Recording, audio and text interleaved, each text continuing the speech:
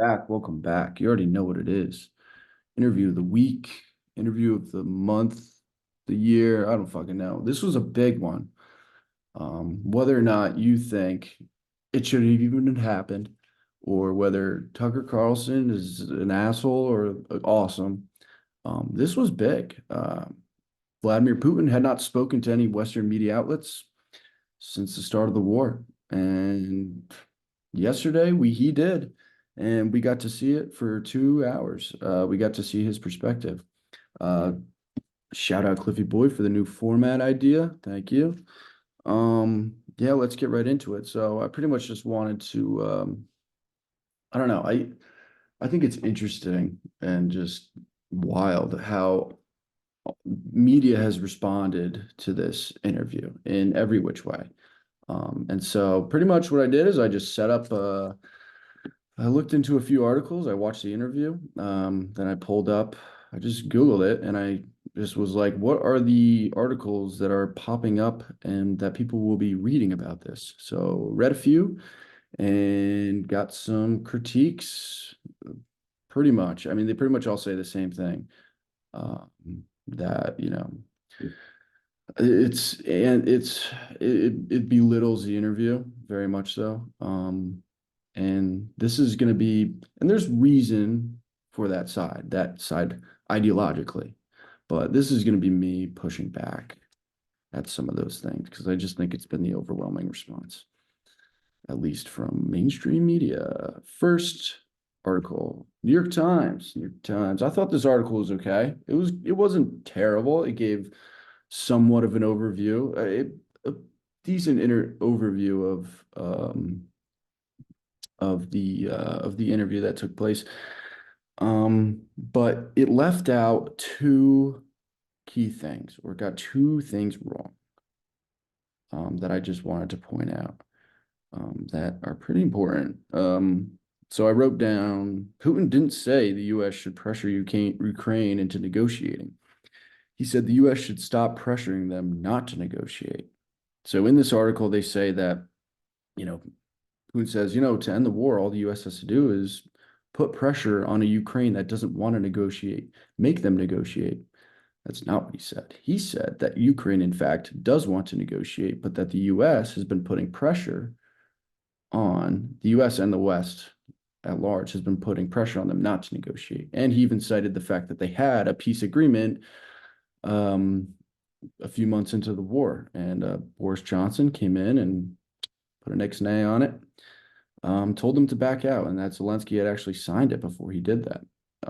And you can get into whether or not that was the right thing to do, but which people have. Part of it is part of the agreement said that Russia could, at that point in time, that first original peace talk, was that Russia would be able to keep Crimea, and that people in support of Ukraine backing out of that are like, that's how could they say that? But Crimea was a part of Russia before the war, so, and their citizens had a vote and they wanted to be Russian as well. So I don't know, but there are some other, they were going to give up some territory, whatever. But his perspective, what's important is that his perspective is that's the U.S. preventing Ukraine from coming to the table. And that's not what the article said. The other thing it said, or it didn't say, is that it did not note NATO's expansion and how Putin feels his military action is actually a response to this. So, I mean, this is pretty much his entire claim if you really lay it out, and they didn't really get into it. His belief is that when the Soviet Union fell, Russia wanted to integrate with the West, and they made it known. This is noted. We know this. They said we want to be a market country, capitalist country. We want to be integrated in the European Western markets, and we want to join forces on our security systems. On our weapon systems, so that we're working together and we don't end up in the same situation again. And since then, it's Putin's belief that the West has not worked towards that whatsoever. That in fact, it's actually ramped up aggression periodically and increasingly in the years since the fall of the USSR. one thing to note is that, NATO said they wouldn't expand any further after the fall.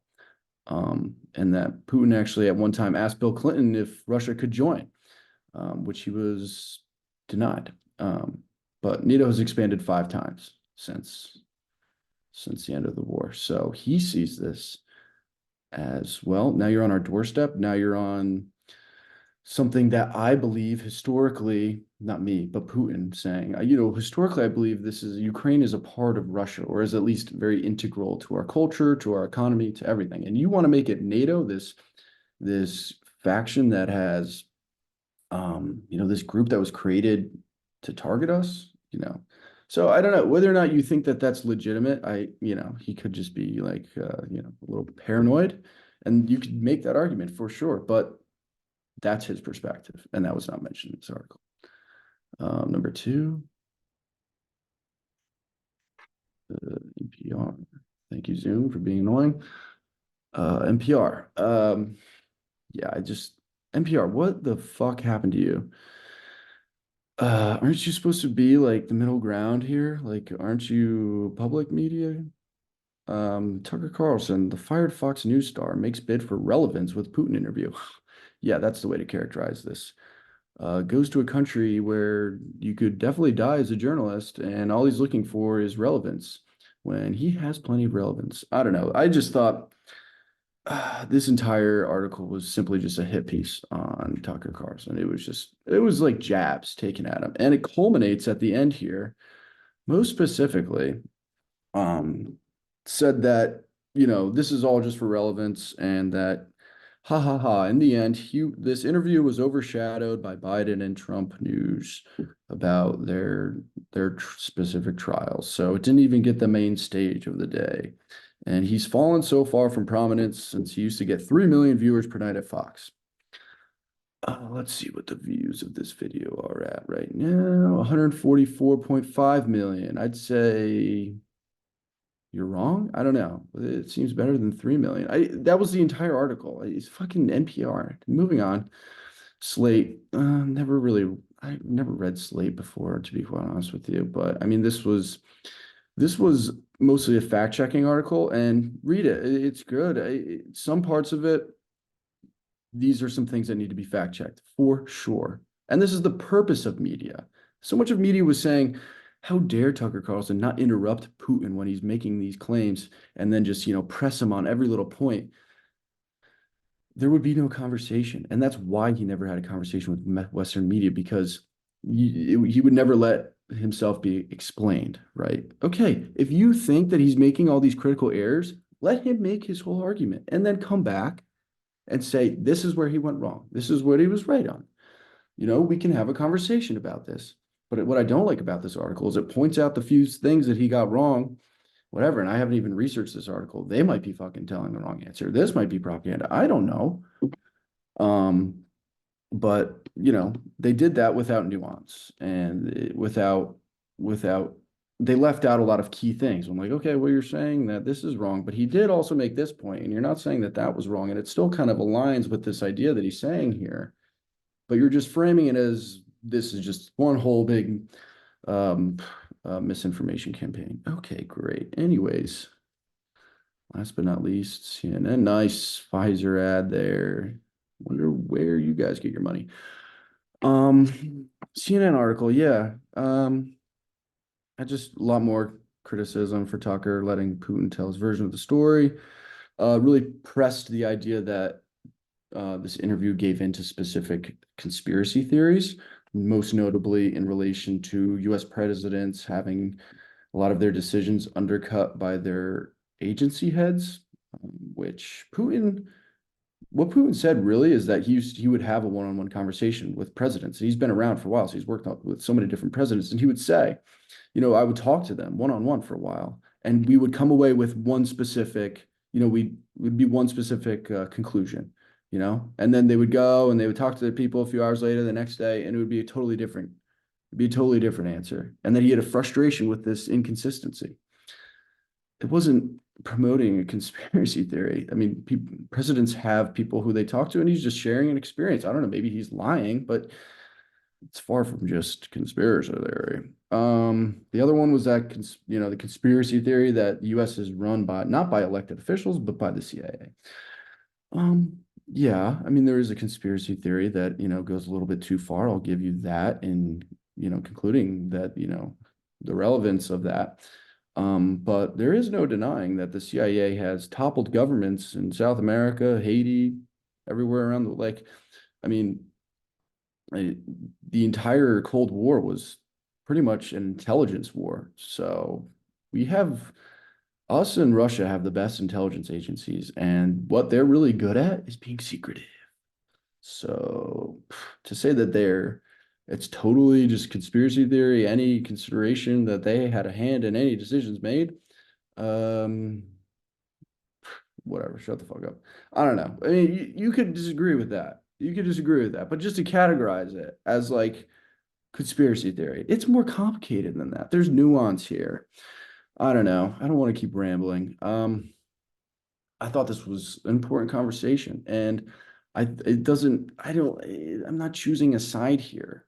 But what I'm saying is that what is clear and what's important about this interview is that we've been told one story about this war. And this is the other story from the guy who's pretty much in charge of the other half, right? And so at the very least, we should understand where he's coming from. And I think it was very informative. I think that we need to do more to promote a much better conversation around this war, transparency about why we're doing this. What's the legitimacy here? I mean, and also note that war should be the very last step in public relations, in international relations. It should be the last resort. Like, and it can only be the last resort if we can connect with the people we disagree with on a human level. Connect, try to understand where they're coming from as much as possible. That will limit war action. What doesn't limit war is turning your opponent into some fictitious crazy man who is old and ready to put his finger on the nuclear button. And if we don't do something about it now, the whole world is going to end. Come on. Where's the nuance, people? I don't know. I don't know. That's just what I think. I think we can do better. And I don't know. You tell me what you think. But most of all, y'all have a great weekend.